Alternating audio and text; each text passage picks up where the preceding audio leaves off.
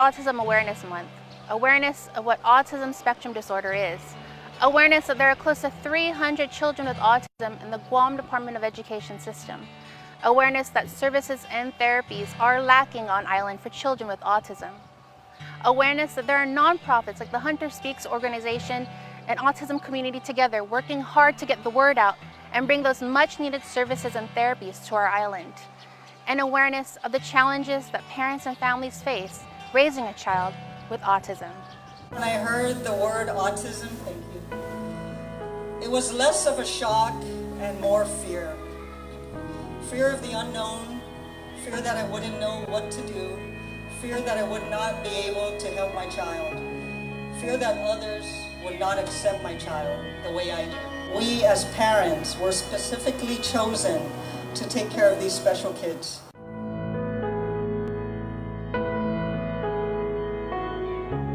My son Joseph was born on May 7th, 2008. It was the greatest thing because I was 40 when I gave birth. I didn't think I was going to have kids, so obviously a blessing just to have a child.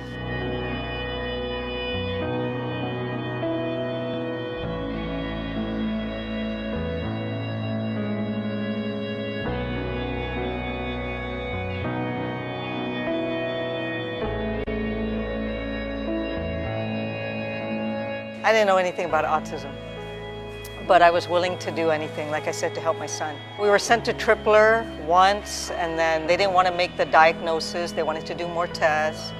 And the following year, when he was about 2 years, 9 months, they sent us again, and the doctor this time said, yes, he's on the autism, or he's on the spectrum.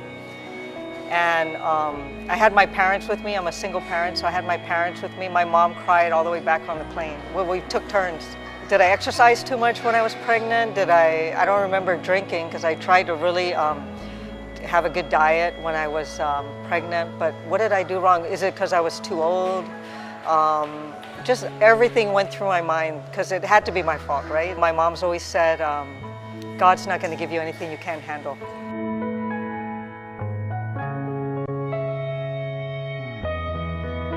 He was breech when he was born, so they kept trying to turn him. So they said his legs were just bent the whole time, I guess. Not the wrong way, but just because he didn't have time to thrive. So he wasn't meeting a lot of his physical milestones. So he had to get a lot of physical therapy.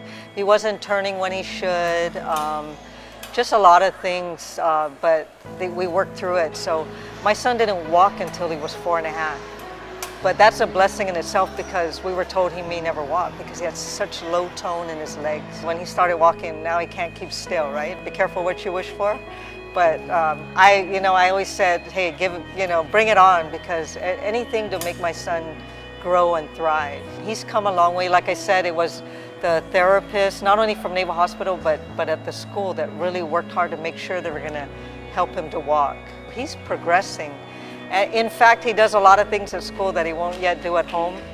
And the teacher said, oh, that's because your mom, They said, oh, we're going to take potty training off the IEP because he's mastered it. And when they saw the look on my face, they're like, your mom, we'll work through that, don't worry, I mean, they're autistic, but they're still children. Sometimes we cry when we hear about the milestones. When my son picked up a cup and drank from a cup, oh my God, other people would be like, big deal, my kid did that at 1. Well, my son just started doing that maybe a couple years ago. When they told me he can put on his socks by himself, I was like, you're kidding me.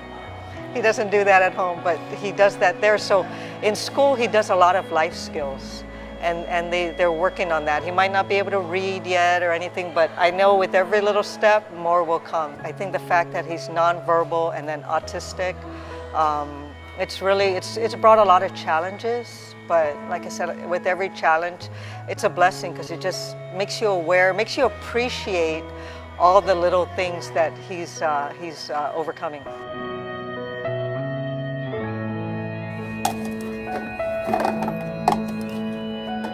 I'm lucky my son gets a lot of services because he's in a Department of Defense school.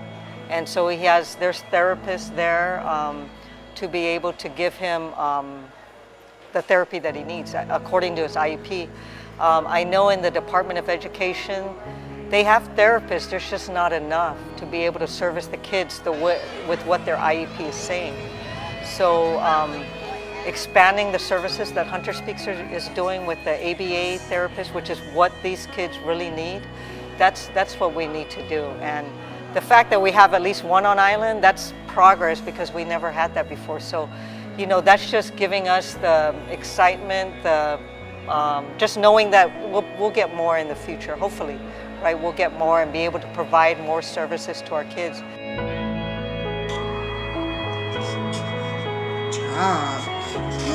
Wow!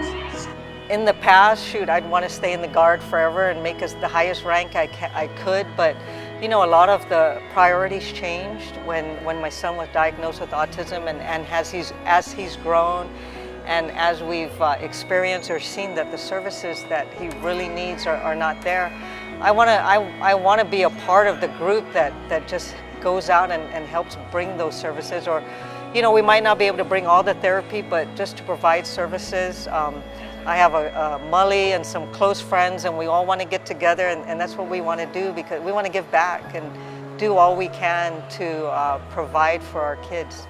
We all want to see our kids grow up and be, you know, develop into thriving citizens, productive citizens, just to be happy. He's my blessing, because being in the military, sometimes you got to be a little hard. Being a single parent, it was all about work and other things like that. But my son taught me that there's more to life than just work. You know, he's taught me patience, he's taught me acceptance, understanding. It's just, I think he's just made me a better person.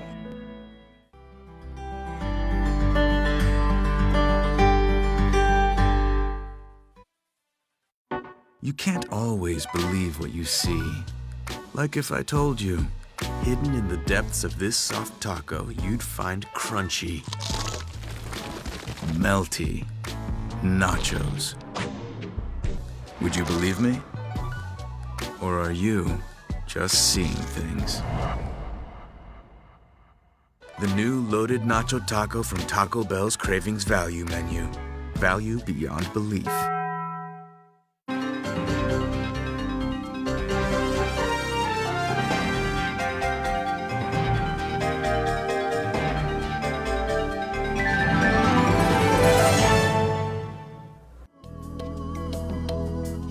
Smiling is a natural response to joy, happiness, and excitement.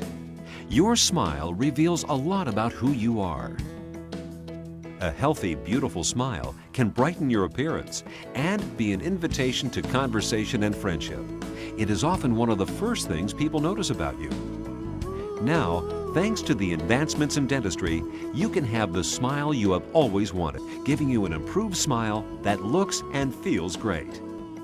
My silver fillings that I have, they're getting older in my mouth and I need to replace them. So I've started to do that, and I've replaced them with the white fillings, and I've had really great success with that. It looks good, they feel natural, and it kind of goes hand in hand with the bleaching. I want a white look all around my mouth.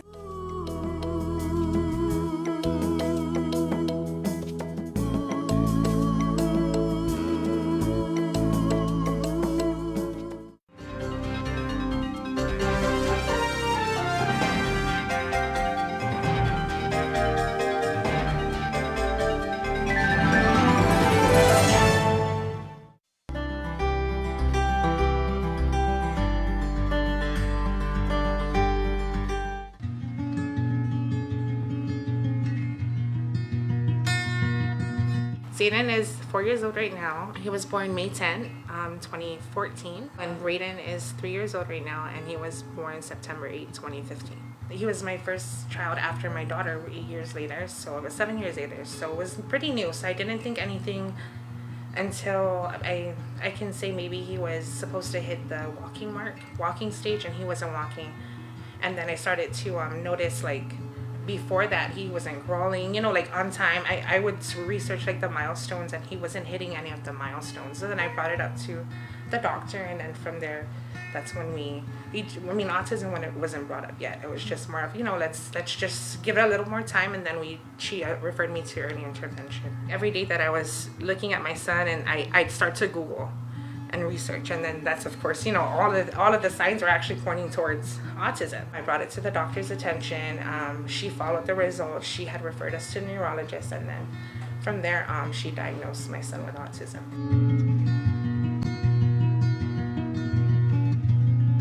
For my oldest boy, I wasn't so shocked because I kind of sensed something when already he wasn't hitting his milestones. It was not until like my 3-year-old, my Raiden, when it kind of got, you know, overwhelming, and then I guess it just kind of overbuilt because I didn't have so much time to really sit down and kind of think about everything until, you know, and it's crazy because my 3-year-old now, he didn't show any signs. He hit all his milestones.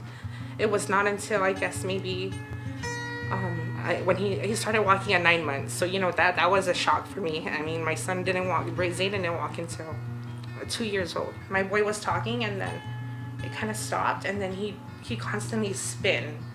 So I'm like, oh, maybe that's normal. I researched that too. He have a thing with stacking things, putting things in order, and then every little thing, like if you touch it, you know, if it goes out of place, he gets so frustrated. He started to regress, so he wasn't progressing in talking. Both of them, actually, they're both nonverbal now, but none of them had, like, you know, my Zayden was saying words, and then it stopped. It went to like long words, I mean a lot of words, to some words, to 2 words, and then like 1 word a month, and then it just completely stopped. And then same for my youngest, who went from saying a lot of words to like 2 words, 1 word, and now he's just babbling. He vocalizes a lot, you know, hoping, I mean, he does kind of randomly shout out a word, and when he does, you know, the thing with us is we get so excited, and then he stops. He won't ever, I mean, he'll say maybe the following week or a month later, but I think everything kind of like got to me when he was diagnosed. It's a struggle every day. It's hard, but I mean, I think the awareness and then the family support and everything, you know, working together, it's just actually, it's like,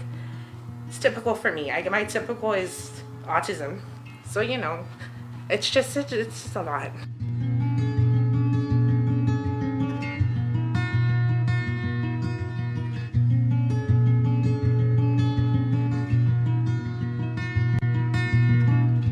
We actually sat down just recently about that because we were like, how did we do it? It's so overwhelming now that I'm home 24 hours. So I'm like, how did we do this? Well, it actually, everyone at my work, you know, when they found out everything was going on, they helped me. So like I worked a certain hours, so, you know, mostly graveyard. If I'm working the graveyard, which is 10 to 6 in the morning, my kids are usually asleep, so, you know, nothing really to worry about. And then my sister would be able to sleep with them. And my husband, even though he's working 24 hours, when it worked out well. So like 24 hours on, I watched them all day, then, you know, able to put them to sleep, have someone to watch them, and then when he comes home the next day, he helps me during the day, and then I leave to work. It was always like, prior to that, it was a lot harder, because working the day shift, he comes home, I leave. We never actually got to spend any family time together. Here we go, mommy's hurt. Yay! My 4-year-old is in love with Bruno Mars. I mean, he knows his song, even just the beat, and you can just play an instrumental and he knows that that's Bruno Mars' song. He goes crazy, and his thing is always doing this with his mouth. That's how you know he's excited, or he's, you know, he's so, I mean, yeah, more of excitement. Then my other son, when he's excited, it's spinning, and he can spin so long. And, you know, it's funny because they kind of balance each other out. They may not interact with each other, they never play together, they don't socialize. But my younger son doesn't like loud music, but I think he knows that Zayden likes loud music. So in order to keep his calm, he'll just keep spinning until the song is done. My other son would just keep replaying the song, and then I guess when he gets tired, he'll just walk away and he'll start doing like shapes and, you know, playing with his puzzles. And my youngest is in love with the United States. I mean, I don't know, that kid can, you know, he can school me in the United States. He may not be verbal, but you can give him a blank map of the US and he will point, I mean, no lines, he'll point to where each state is at, and you can even just say the capitals and he points to the state. So they have amazing minds. For some reason the boys don't interact with each other, but they know their sister. So when it comes to playing, they play with her, but they won't play with each other. And when they need help, if I'm not around, they go to her. She's only 11 years old, but I think she already, just like, you know, that mother instinct, they just go well together.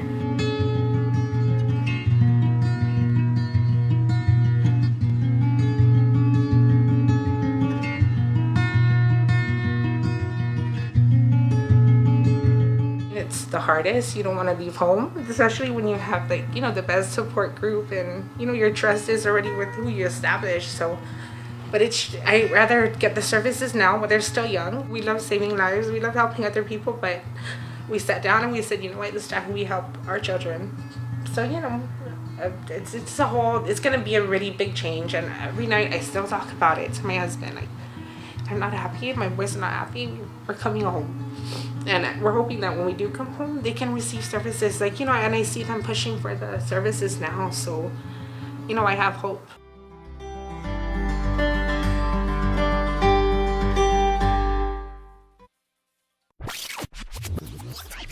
The next generation Galaxy has arrived.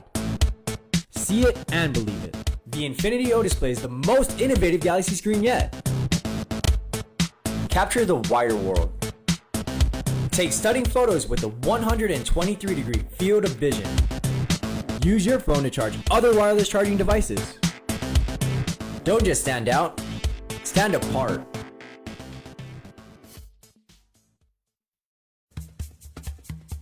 We are the Half Day Pledge Kids. What's the Half Day Pledge? It's a promise to share a half day spirit and to protect our culture. Like saying Happy Day! Home down!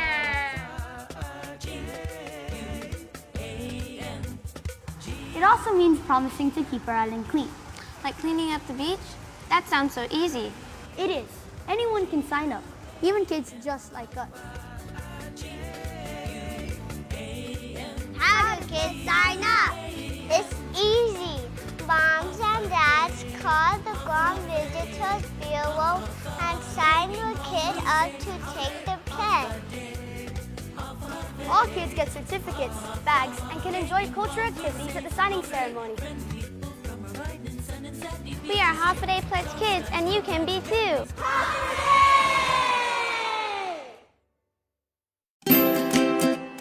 The Autism Community Together of Guam is a support group for individuals with autism spectrum disorders and their families. We are a group of parents and caregivers who have children with autism spectrum disorders and understand the joys and challenges in raising them. To learn more about ACT or to join our family, call Joe Bloss at 687-1284. Send an email to autismcommunityguam@gmail.com or visit us at Autism Community Together on Facebook.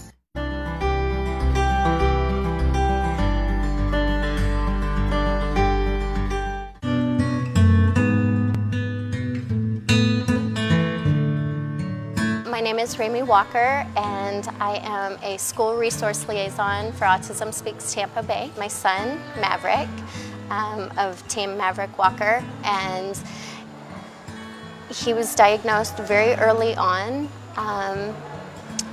and it was really hard for our family. I guess you would say we went through a grieving process of our expectations of what a normalcy was. And once we reached the point of acceptance, it opened our eyes and our hearts to so much more, because our child is always going to be our child. It just means he functions differently, he communicates differently, he understands things differently, but some things he understands so much more than us.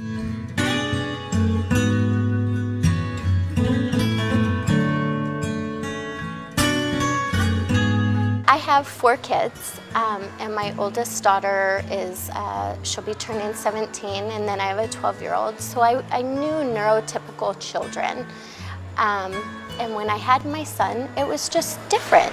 He didn't meet certain milestones. He didn't function the way my other 2 did. And it was very difficult, you know, interacting with my husband, and it's our son. And so there was a lot of denial, and I knew in my heart, I knew in my gut that he was just different. It didn't mean that he was less than or that he was bad. It just meant he was different. And so it took a little while of, you know, kind of navigating and deciding, okay, I think what's best needed for him is to get him tested. And so we sought developmental pediatrician, And Maverick went through a whole gamut of tests, hours and hours long, and was diagnosed level 2 spectrum disorder. And it took a while to accept that, to hear that and know, hey, this is our new challenge in life. This is our new road. Ready, set, go!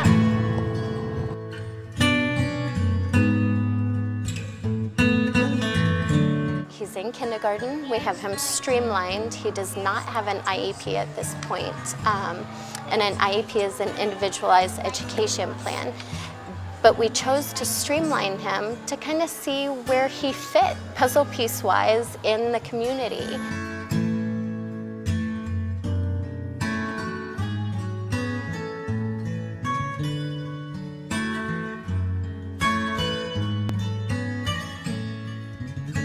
The community as a whole is absolutely amazing. It's kind of taken my breath away just to immerse myself and show up and say, hey, how can I help? I definitely see a need for resources on the island, and that kind of hurts my heart. There's so many wonderful people here and wonderful families and children and even adults on the spectrum here. And it's hard to know where I'm coming from in Tampa, that we are a lighted up blue state. Like, we've got the ABA and the BCBA therapies, we've got the resources. And so I want that so bad for Guam right now. I know it's coming, but I want it now.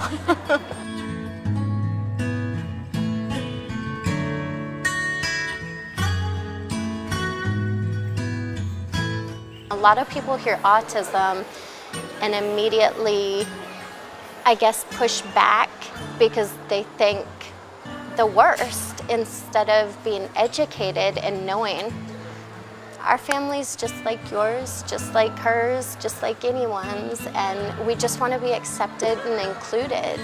Oh yeah, Bubba! Not a care in the world.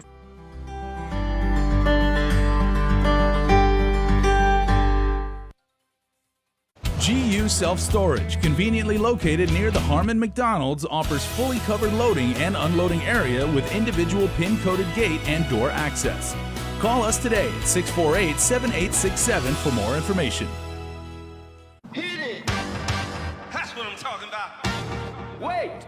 Okay, now, from the beginning. Hit it, boys. All young men with suits and ties and the one on the lady that would bring it down.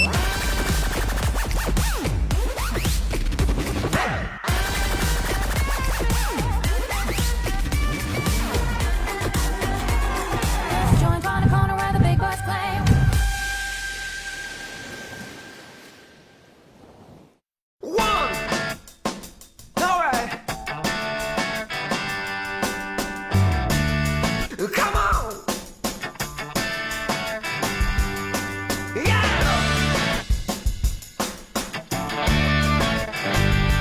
Here we go! Yeah!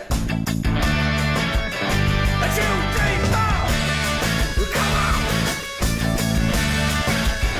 Let's go!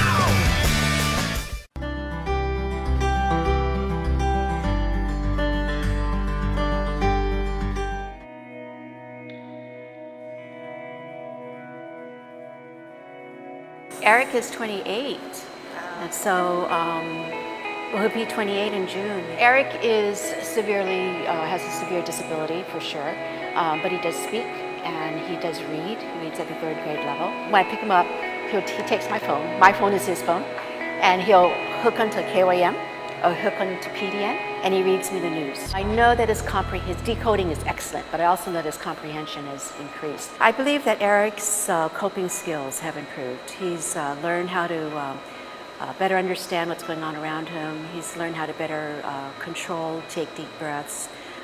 He's still on medication, so that does help him with the anxiety and all that is a part of autism, and his obsessive compulsive disorder, which is his partner to autism. Every 3 days we still do a 1,000-piece puzzle, and so he'll do the frame, and then he'll be, ta-da, the frame is finished! And then he works on the different segments, and he is so blessed in how to do these puzzles. It really helps him focus, and it really helps him cue in into getting something done. So he'll take a piece and he'll know exactly where it goes, and it's just a beautiful thing. So at the end of 3 days, it'll be, ta-da, the puzzle's finished.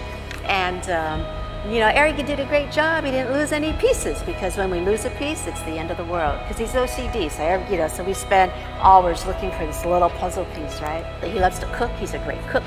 He makes his fried rice. He's great at barbecuing with his dad. You know, that's something that he just loves doing. Yeah, cooking, puzzles, and the internet. Oh my goodness. Every morning we start at EWTN, so he starts with Mass. He knows the names of all the priests and the bishops on EWTN, and he does this, the body of Christ, and he, you know, and it's like Amen, and so we do that every morning.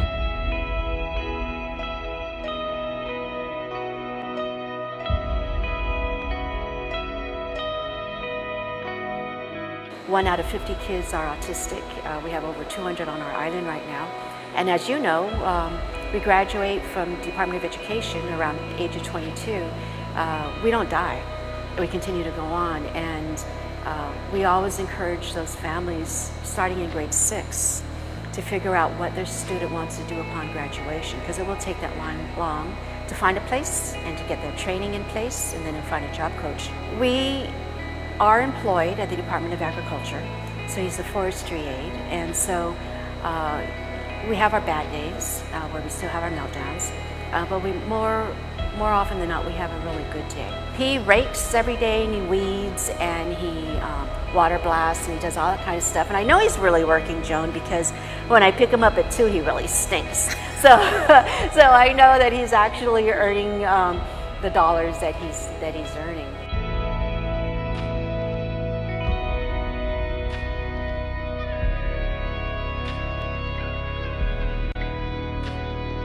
Family, friends, bigger circles, you know, ACT has certainly done an excellent job of getting awareness out there, so that they know when you see our kids flapping or echolalia, which we do a lot of repeating, repeat. It's those of us who are really trying to socially connect or make sense of what's going on around us. But I think more and more teachers, Joe, need to be trained in how to work with all of us. I don't think that our families should go teacher shopping. I think that everybody should be equipped to know how to work with us. I find that most teachers want to do what's right. They just don't know what that looks like, and they don't know what those steps are. So special ed can do an even better job of giving them the skill sets about how to work with families and how to work with the children, how to work with the principals, training programs for principals and for teachers and for aides.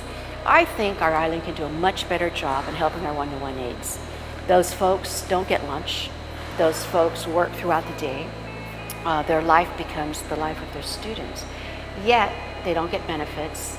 They're limited term. And I know that was a cost-saving issue many, many years ago, but I would suggest that we need to relook at that, because those people work really hard. They actually care for these kids, and they're the ones who are the life preserver for these kids. I think we need to relook at how we are helping those people live their own life as they help our kids learn and live their own life.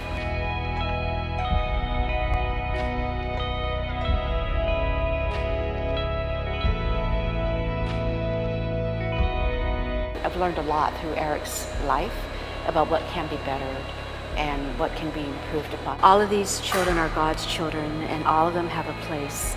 Some of us just need an extra helping hand, a different type of helping hand. And so an open mind, a smile goes a long way for us. A nod, some of us just, that's all we need is a nod. But it's reading what the nonprofits are saying. It's saying to DISIT and saying to DOE, what are you guys doing? It's saying to our senators, where are we on the priority listing? And can we help everybody put this puzzle piece together?